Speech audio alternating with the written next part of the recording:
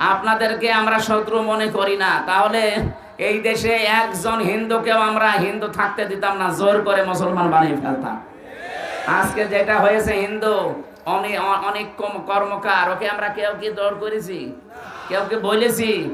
গত পাকিস্তান থেকে চিনি আসতেছে, তুরস্ক থেকে আসতেছে, চীন থেকে আসতেছে, ওদের মাথায় আগুন ধরে গেছে যে এ শুরু করেছে কি? ডক্টর ইউনূসের এটা মাথা না, এটা কিন্তু কম্পিউটার, আপনি টের পাচ্ছেন না। তাই ওইগুলো এখন শুনছি তাজমহল পর্যন্ত ভেঙে দেবে। আজমির শরীফ ওরা এখন দাবি করছে নিচে মন্দির ছিল, এটা ভেঙে মন্দির বানাবে। আর এরা মানুষ, আমাদের সাম্প্রদায়িক উস্কানি দেন। নিজের দেশে কি করছেন সংখ্যালঘুদের সাথে? পৃথিবীর নিকৃষ্ট জাতি হিসাবে আপনারা পরিগণিত হচ্ছেন, আরো হবেন। ইসকন এটা আলাদা জিনিস, এটা শুধু হিন্দু নাম নিয়েছে, ওটা চালাচ্ছে ইহুদিরা। আমার কাছে 12-13 পৃষ্ঠা তথ্য আছে। দেশে ভারতের দালালরা ব্যাপকভাবে মনে কষ্ট পাবে, এইটাই তো চাচ্ছি আমরা নাকি? কি পেয়েছেন আপনি বলেন তো? আমি যেটা পেয়েছি আশ্চর্য। 257টা রাষ্ট্রের 57টা মুসলমান রাষ্ট্র এখন পৃথিবীতে। আমরা পৃথিবীর জনসংখ্যা হিসেবে 2 নম্বরে আছি, 200 কোটি প্রায়। অথচ আজ আমাদের পাশের রাষ্ট্রে যা হচ্ছে, এমনকি বিশ্বের বিভিন্ন দেশে মুসলমানের উপরে ইহুদিরা আর এই মুশরিকরা যা আরম্ভ করেছে, এখন নতুন করে খ্রিস্টানরাও শুরু করেছে ইসকনের নাম দিয়ে। আপনি যাই মনে করেন, যাই বলেন, ইসকনের মাধ্যমে শুধু বাংলাদেশে না, এটা তামাম দুনিয়ায় এই উগ্রবাদী কাজেরা আরম্ভ করে দিয়েছে। যদি আমরা শুধু কাতার সোজা করো এই শিক্ষাটা নিতে পারতাম, আল্লাহর কসম আমাদের যে ষড়যন্ত্র করছে প্রতিবেশীরা এমনি বন্ধ করে দিত। হালকা একটু শুরু হয়েছে যে আমরা আর যাই করি সব এক, এই খবর চলে গেছে। গত পরশু দিনের আপনি টকশো দেখেছেন, 7 জন হিন্দুর, আমি একটা টকশো দেখলাম 45 মিনিট। ওদের ভেতরে এমন একটা ভয়, না জানি আবার 7 সিস্টার আলাদা হয়ে যায় কিনা। ডক্টর ইউনূস শুধু একটু ট্রাস্ট দিয়েছিলেন যে দেশ যদি বাংলাদেশ না থাকে 7 সিস্টারও থাকবে না। এই ভয় সে কবে দিয়েছে? 3 মাস আগেই, এখনো সে ভয় যায়নি। ওরা সারা জীবন আমাদেরকে শুনিয়ে আসছে যে পাকিস্তান থেকে আমরা তোমাদেরকে আলাদা করে দিয়েছি, এই জন্য আমরা তোমাদের বন্ধু। এই জন্য ওরা আমাদের কি, এটা মানেন তো না? মানে ওরা আমাদেরকে আলাদা করে দিয়েছে পাকিস্তান থেকে, এই জন্য আমরা ওদের বন্ধু, এটা দাবি করে। আমরা আপনাদের 7 সিস্টার আলাদা করে দিয়েছি, 7 ভাগ হয়ে যাচ্ছে, আমরা বড় বন্ধু। আপনারা 1 ভাগ করে যদি বন্ধুত্বের দাবি করেন, আমরা 7 ভাগ করে দিচ্ছি, দাঁড়ান। এই ভয় এখন জড়সড় হয়ে গেছে। 7 জনের মুখের দিকে তাকিয়ে দেখলাম ওদের সব একই কথা। কেন করবে সবাই মুখে এই কথা? কেন করবে? এত ভয় কেন?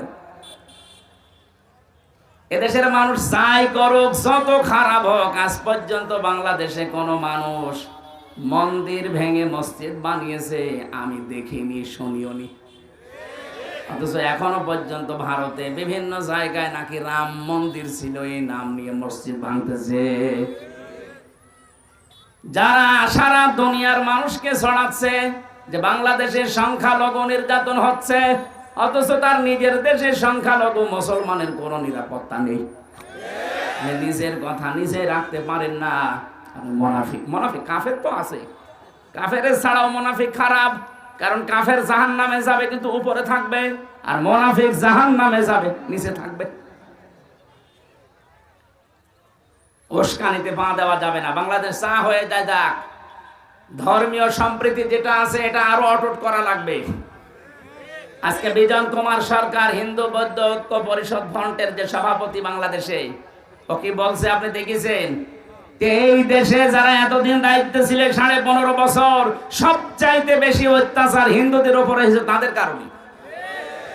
জামাত, বিএনপি, ইসলামপন্থী আলেম ওলামা এদের দ্বারা কোনোদিন হিন্দুদের উপরে কোনো অত্যাচার দেশে হয়নি, হওয়ার সম্ভাবনাও নেই। অথচ এই ইস্যুটা তৈরি করেছে 2 জন পালিয়েছে, ওরা এটা নিয়ে এখন গরম করার চেষ্টায় আছে। তারা নিজেরা বলছে না আমাদের মন্দির ওরা পাহারা দেয়। ইসকন এটা আলাদা জিনিস, এটা শুধু হিন্দু নাম নিয়েছে, ওটা চালাচ্ছে ইহুদিরা। আমার কাছে 12-13 পৃষ্ঠা তথ্য আছে। ওরা যা করছে, আমি একটা তথ্য বলছি একটু মিলাম। ভারতের সাথে যে চলমান দ্বন্দ্ব চলছে, এই অবস্থায় আমাদের কিছু কিছু লাভ সামনে আসতেছে। একটা লাভ হচ্ছে দেশের বিলিয়ন ডলারের মুদ্রা পাচার বন্ধ হয়ে যাবে। হ্যাঁ, আপনি বোঝেন, হোক, যা চলছে এটা আরো বেশি করে বাঁধুক। 2 নম্বরে দেশের চিকিৎসা ব্যবস্থার আমূল পরিবর্তন হবে। ওরা আজ 3 দিন আগে ছড়িয়েছে যে আমরা বাংলাদেশের মানুষকে চিকিৎসা দেব না। আজকের রিপোর্ট দেখেছেন সকালে? আজকের সকালের রিপোর্ট পুরো পাল্টিয়ে গেছে। বিশেষ করে কলকাতায় ডাক্তারদের যে সংগঠন আছে তারা বলছে না, বাংলাদেশের লোকদেরকে আমরা চিকিৎসা দেব, আমরা এই সরকারের কথা মানি না। ওদের ঈমান নেই, কিন্তু বিবেক তো হালকা আছে। 3 নম্বরে দেশের জিডিপি বেড়ে যাবে ইনশাআল্লাহ।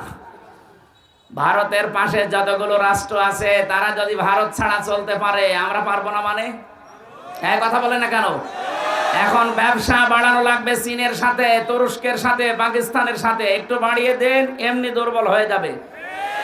মুশরিকদের সবচাইতে বেশি ভয় তাদের জীবনের উপরে। কিসের উপরে? ওয়ালা তাজিদান্না আহরাসান নাসি আলা হায়াতি ওয়া মিনাল্লাযিনা আশরাকু। হে নবী, আপনি দুনিয়ায় যারা মুশরিক, যারা শিরিক করে, এদের এত মায়া তাদের হায়াতের উপরে, জীবনের উপরে।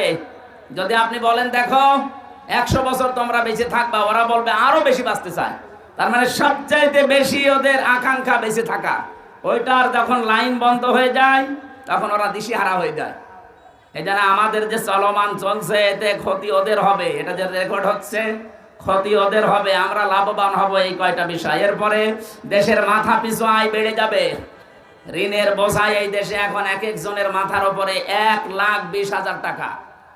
এই গতকালকের রিপোর্ট। এই দেশে এখন কেউ জন্ম নিলেই তার মাথার উপরে ঋণ হচ্ছে কত? 1,20,000। আপনি ঋণী হয়ে আসতেছেন এই দেশে। এই দেশটা একেবারে ফোকলা করে দিয়েছে এই 2 বোন মিলে। এরপরে দেশের মানব পাচার বন্ধ হবে, কারণ মানব পাচার করার জন্য তো এই বর্ডার গুলো কাজে লাগে। এই কথা বলেন না কেন? এগুলো বন্ধ।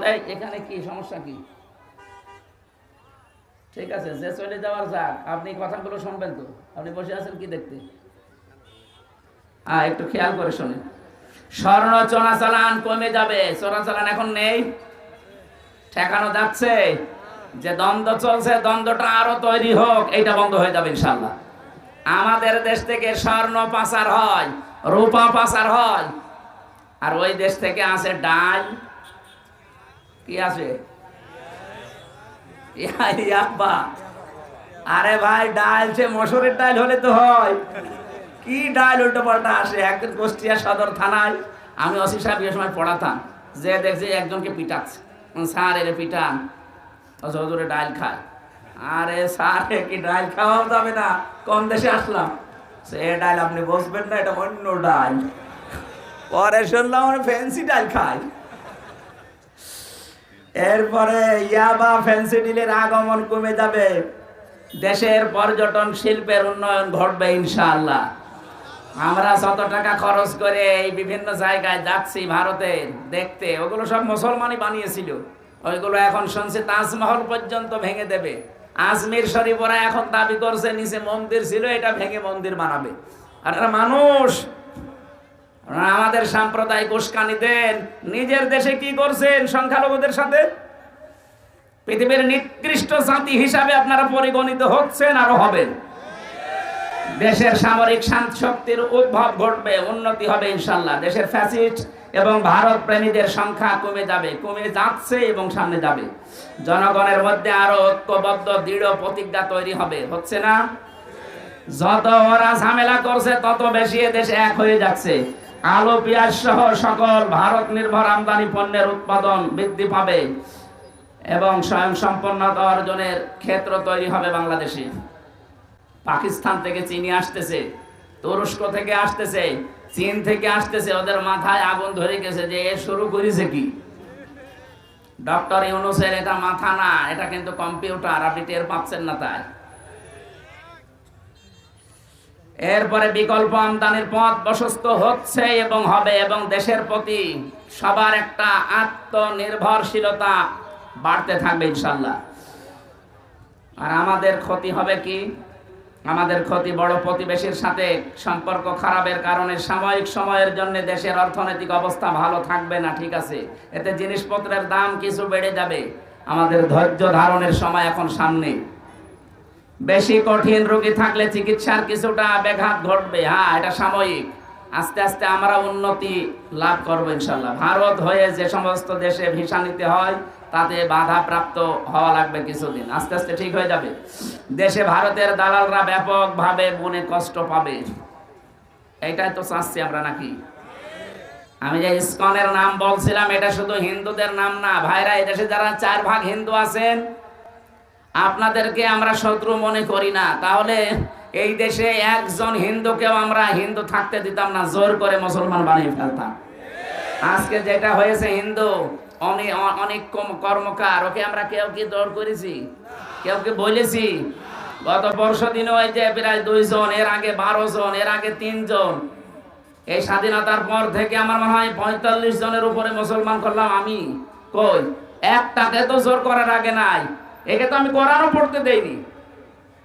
যশোরের এক কলেজের অধ্যাপককে বলেছিলাম আমার ধর্মীয় গ্রন্থটা হালকা পড়েন আপনি, আমি 3 মাস পরে আপনাকে জিজ্ঞাসা করব পড়েছেন কিনা। ও 3 মাস পরে দেখি নিজের থেকে মুসলমান হয়ে গেছে। সুতরাং এই অস্থিতিশীল পরিবেশ করার জন্য যা আরম্ভ করেছেন আপনাদেরকে আমরা এই ফেসবুকের যে মিথ্যা তথ্যগুলো প্রোপাগান্ডা বিশেষ করে উস্কানি দিচ্ছে, ওখান থেকে বসে বসে যারা কারো উস্কানিতে ফাঁদে পা দেবেন না। এদেশে কিচ্ছু হয়নি, কিছু হবেও না ইনশাআল্লাহ।